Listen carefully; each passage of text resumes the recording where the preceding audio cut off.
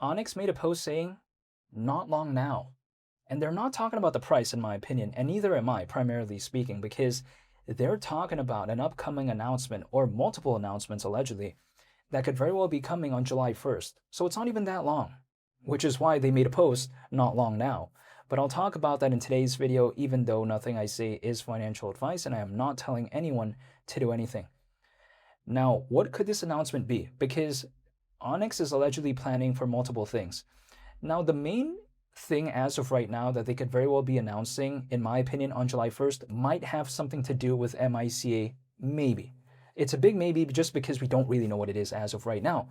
But why is this a big deal, especially on July 1st? Well, it's because July 1st is basically the due date, right? What do I mean by this? So, in terms of the European Union, any asset service provider within this space serving European Union clients, without full MIC authorization, they must stop operating in the European Union after July 1st if they do not have, right, MIC authorization. So that's the thing. People are assuming, oh, is Onyx going to be announcing something in regard to MIC? I think maybe, and all signs are kind of pointing towards that. But the key clue with all of this is that Onyx is not only planning for one thing, they're planning for multiple things. They even said that in a post not too long ago, which I made a long video on, which I got more in depth when it comes to that. But besides that point, they're trying to make multiple announcements on July 1st. So if we consider, okay, maybe they're going to talk about something in regard to MIC. Let's just say that is the case in a hypothetical scenario. What could the other possibilities be? In my opinion, it could be a partnership announcement, just because this would be on track with what Onyx's closest competitor called Zebic has been doing so far. Like, for instance, Zebic recently had a partnership with Stellar and as well as Ripple. So if Onyx maybe announced a partnership somewhere along those lines, it wouldn't surprise me. You know, those are the two major things that I'm thinking about as of right now, because beyond that, who knows? Let's say an enterprise may want to build on Goliath, their layer 1 blockchain. That's also a hypothetical possibility.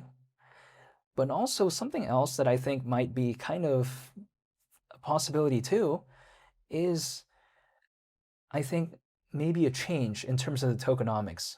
The reason why is because we do know that 10% of gas fees on Goliath, they're burned, right? So they're removed from the supply.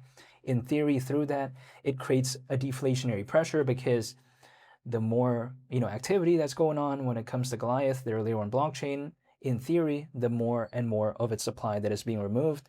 As a result, naturally, as more and more is removed from the supply, it's going to create this deflationary pressure, which of course is a good thing, because if there's a mechanism or a feature that makes a project's supply become lower and lower, and in theory becoming more rare, it's a good thing. But it's only 10%, which is kind of lackluster in a sense where only 10% of the gas fees are burned. It's a little bit too low, some people would consider. I don't think it's that bad though, because at least it's something, but some people think, oh, it's a little bit too low, because they like to point to something like Avalanche, which is a very popular layer 1 blockchain. They say that, hey, take a look at that. 100% of the gas fees on there are burned. Not 10%, not 50%, literally 100%. So they say, why can't Onyx do that? But there are some limitations in my opinion. First of all, Avalanche is way more established than Onyx. It's been around for a very long time. And Onyx just simply doesn't have the popularity and notoriety and also the adoption of something like Avalanche. Keep in mind as well, Goliath, which is Onyx's layer 1 blockchain, it just launched the mainnet literally this year.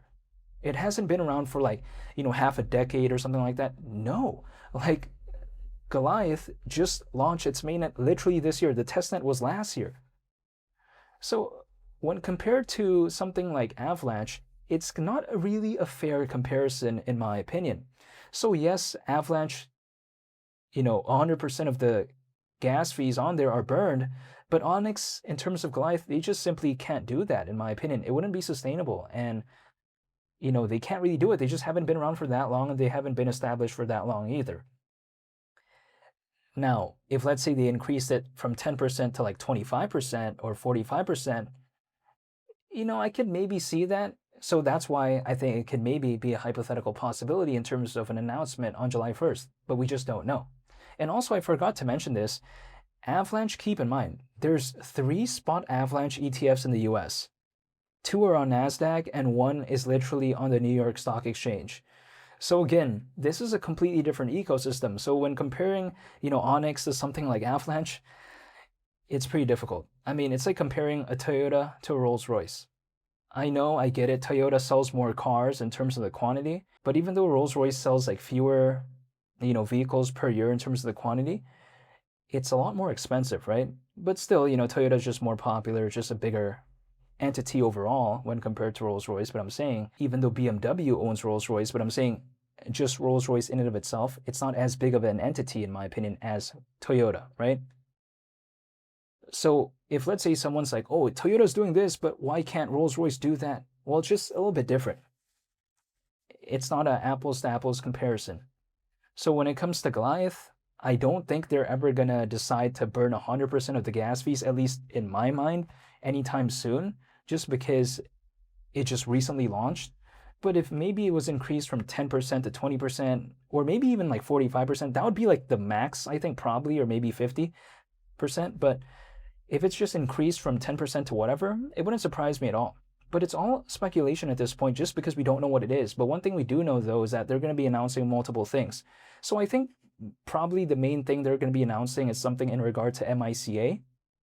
That, I think, it only makes sense just because, the cutoff point, right? Or should I say the due date when it comes to MICA, when it comes to this space in Europe, in terms of having that authorization in order to still serve, European Union clients for asset service providers within this space. Again, the cutoff date is July 1st.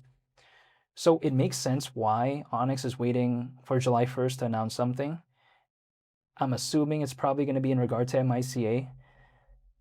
But there's also some other things as well that they're going to be announcing, right? So a partnership, maybe slightly enhanced tokenomics, something like that wouldn't surprise me. But yeah, as of right now, when it comes to Onyx, I get it. It's not doing the best. Ranked 145th though, so it's not too bad, right? Still a top 150 project within this space. But the space overall isn't doing good. It's not a situation that is only unique to this, right? It's not like Bitcoin's popping off, Ethereum, Solana. It's not like they're all having a party and this one's just, not doing anything. That's not the case. Bitcoin is below 60 grand as we speak. Below 60 grand. Like, wow. But yeah, besides that point though, even still, despite all that, Onyx is still a top 150 project. So it's not like it randomly became irrelevant like that. That's not the case.